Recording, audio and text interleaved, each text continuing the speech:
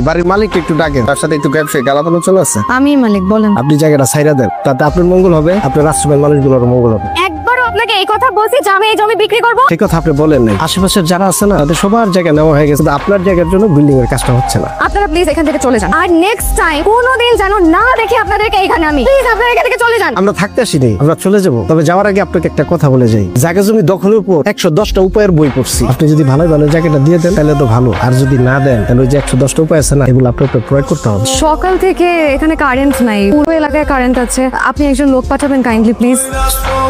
জি,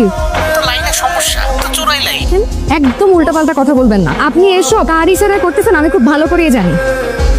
আপনার অনেক ভালোভাবে বুঝে আসছিলাম, আপনি জিনিসটা বুঝেন নাই। মাত্র তো কারেন্ট গেছে, কিছুদিন পর কারেন্টের মতো বাড়িটাও যাইব।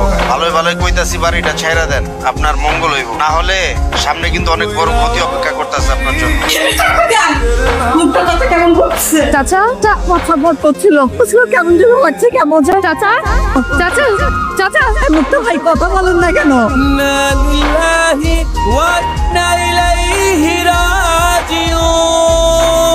আপনি কি নিজের পরিবর্তন ছাড়া কিছু চিন্তা করতে পারেন না? এতগুলো অসহায় মানুষ আশ্রম ছেড়ে দিলে কোথায় যাবে? বাজানি এইগুলা নিয়ে তুমি একদম ভেবো না। ওদের সমস্ত ব্যবস্থা হয়ে যাবে। কি ব্যবস্থা করবেন আপনি? ওদের কারো পরিবার নেই, আপনি কি ওদের পরিবার হবেন? আপনি কি ব্যবস্থা করবেন? জায়গায় জায়গায় ওদের থাকার ব্যবস্থা করে দিবেন? সেটাও যদি করেন কতদিন করবেন? উদ্দেশ্য হাসিল হওয়া পর্যন্ত, তারপর তো ঠিক এই ছুড়ে ফেলে দিবেন। আমি একজন ব্যবসায়ী মানুষ, আমার কেউ শত্রু না। এত টাকা নিয়ে আপনি কি কবরে যাবেন? আমি যতদিন বেঁচে আছি আমার আশ্রমের কিছু হতে দেব না। দয়া করে আপনি আর আপনার লোক আমি যেন আমার আশ্রমের আশেপাশে আর কোনোদিন না দেখি। এনি কে? আমার ছেলে রেহান চৌধুরী।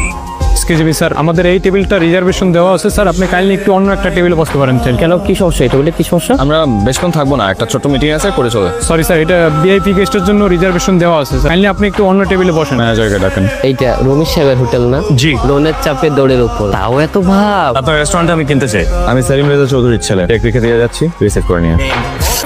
আপনি কে?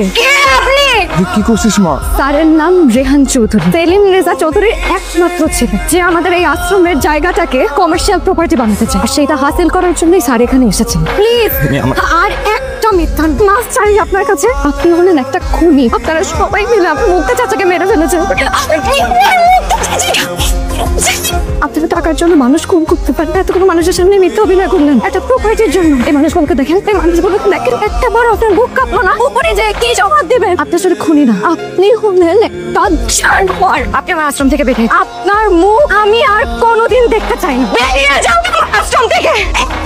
আপনার মুখ দেখার থেকে আমি মরে যেতে স্বাচ্ছন্দ্য বোধ করবো। আপনি আমার আশ্রম থেকে বেরিয়ে যান। ওরা দুজনই আমার পূর্ব পরিচিত। আজকে থেকে এখানকার দায়িত্ব সবার। এনি কে? আমার ছেলে রেহান চৌধুরী।